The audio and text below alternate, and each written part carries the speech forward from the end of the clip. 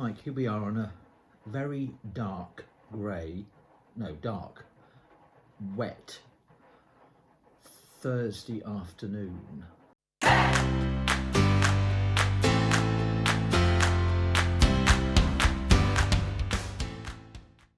Heading into Advent. Advent Sunday. Advent Sunday, this Sunday. So we've got this reading from Matthew 24, 36 to 44, about which a little anon, but I suppose maybe set the scene. Go ahead. With Advent, so the beginning of the new church's year. The church's new year. Or the church's new year, yeah. So Karl Barth famously said that Advent is the time of the church, or the time in which we live, because we live in the between times that Advent kind of focuses on. It's that time between the first coming of Jesus, the incarnation, and the final coming of Jesus at the end of time, which is arguably something that the passage alludes to today, the Son of Man and the Son of Man's coming, perhaps. We are between, therefore, the times of the first day and the second day, if you like, which would suggest we're in the night and the dawn is coming. And perhaps that's one reason why Advent seems to take an inventory of the darkness in which we're set. And a lot of the readings are fairly apocalyptic, that we appear to be at midnight, you know, in terms of the moral and the spiritual and the social order. And the New Testament reading for this weekend, Romans, seems to allude to that as well. Now is the time to put off the works of darkness and to put on the armour of light. And there's that flavour, isn't there, of urgency about Advent. Now your salvation is nearer than when you first believed. Yeah. So there's something about the between times in which we're set. Now is the time when we don't see things clearly, but we still see in a glass darkly. Now is not the time of complete victory, but in a way, the time of carrying the cross. Now is not the time of the complete consummation of the kingdom of God, but the time of the kingdom of this world, which we are called not to live in, but live out of the kingdom which we are moving towards. So it's this kind of between times, and the space and the time we are afforded, if you like, to conform ourselves to the way of Jesus. So Advent is about, it seems to be about those sorts of things.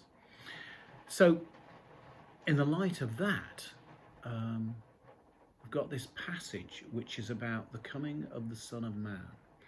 And one of the things that's writ large in this passage is the surprise with which the Son of Man will come, who I assume is a type for Jesus and a label that Jesus used of himself, and the need for our vigilance and our watchfulness. But it's also a time of judgment. And one of the tricky things about the Christian faith is, how is it that we can say this is good news if it involves judgment? Mm-hmm. Mm-hmm. And I suppose one of the things to do with that is to look at how judgment is conceived in the scriptures. And very often there's joy associated with judgment in the Psalms, for instance. Mm-hmm. Yeah, putting down the mighty from their seats and raising up the lowly, for instance. But there is a setting things right, and there is a rectification. And arguably, if we're mature enough to think about it, there is a rectification of that which is not right about ourselves too. So there should be a sense of joy about that putting right of those things that are not right in ourselves and in our world. But that does take some maturity to see it in that way.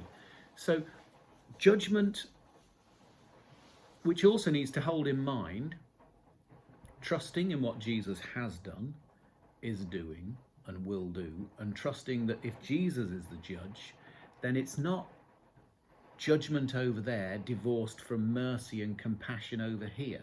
There is something about the judgment we're involved in here which is more merciful than we could possibly conceive, and more compassionate than we conceive, and more wise than we can conceive, and more fruitful than we can conceive. This is not like, your average high court judge, only writ large, because there is it goes back to the doctrine of the simplicity of God. It's not that you've got, justice over here and mercy over here. It is of a piece.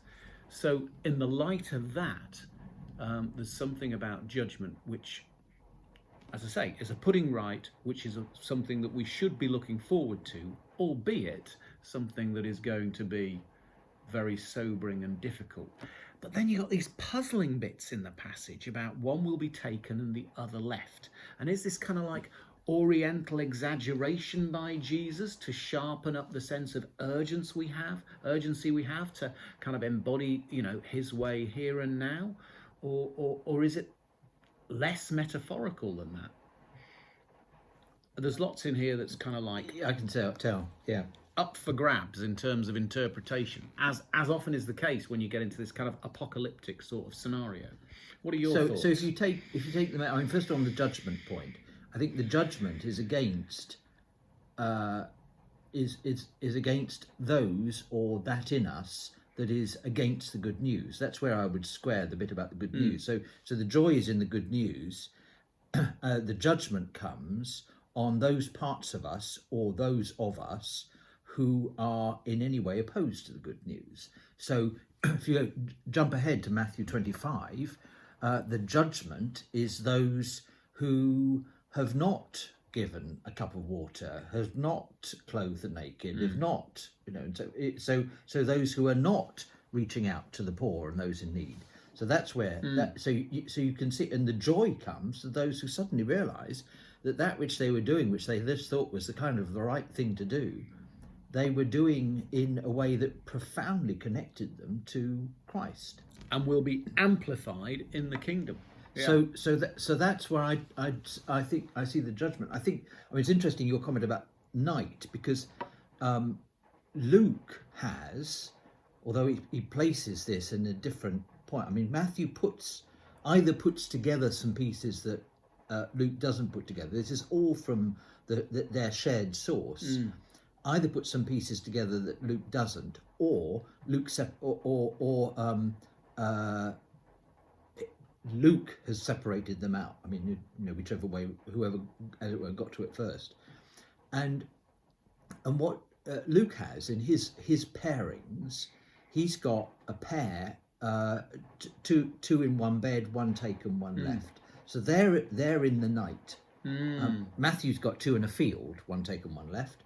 But of course, then he goes on in Matthew in 25 to talk about the 10 virgins, 5 wise and 5 foolish virgins, and that's at night. Yeah. So there is this sense of nights around in this, and this sense for me that there are a couple of themes that the coming of the Son of Man. We've talked a little bit about it being about when we die.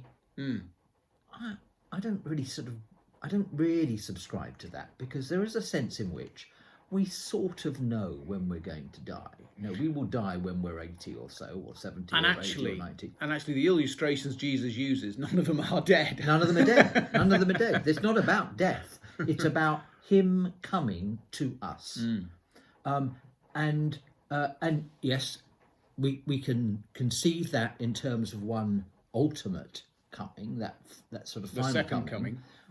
But it's also, I think, about how the Son of Man comes to us in our own lives, and the one taken, another left is part of me that just needs to be got rid of, that needs to be left behind, and there's part of me that I long to be embraced by Christ.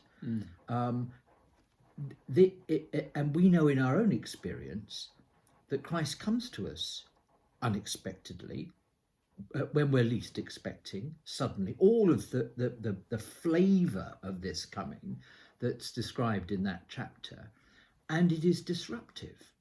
He doesn't come to us and say, "Oh, you're doing fine, just carry on."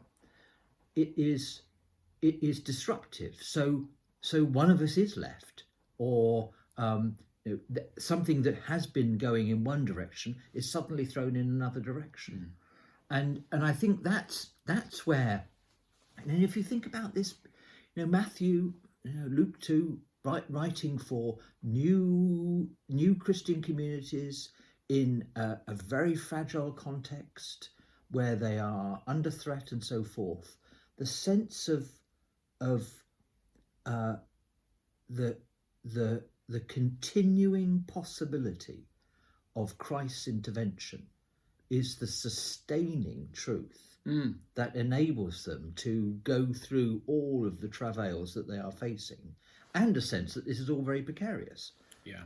So you make me think of Jerry Hughes, because one of the questions arising from this is how can we discern whether this is Jesus crossing our path or just a vivid imagination we've got? And one of the things that he says is there'll be a sense of surprise. You'll be kind of like, oh, flipping heck.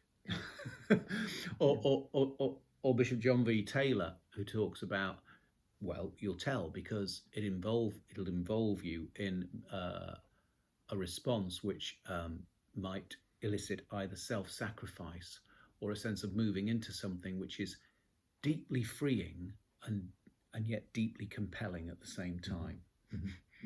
So there are ways of discerning, aren't there? And the alertness, because the other insistence in this, not only will it come as a surprise and it will be disruptive, but we need to be alert. And the alertness is we're very good at not noticing we've been surprised. And just being constantly alert to the fact that God is at work and comes to us in surprise. So we look back on something that may happen and was actually quite disruptive, but threw us into a whole new venture. And they say, hold on a minute, that was the Son of Man. Rather than, oh, wasn't that interesting? Yeah, absolutely. You remind me of Thomas Merton. I've forgotten his exact words, but he talks about how at the judgment seat he'll appear and he'll realise then that Jesus had crossed his path something like 100,000 times, and he spotted it about 4 or 5 times, and will wonder, why was I so smug?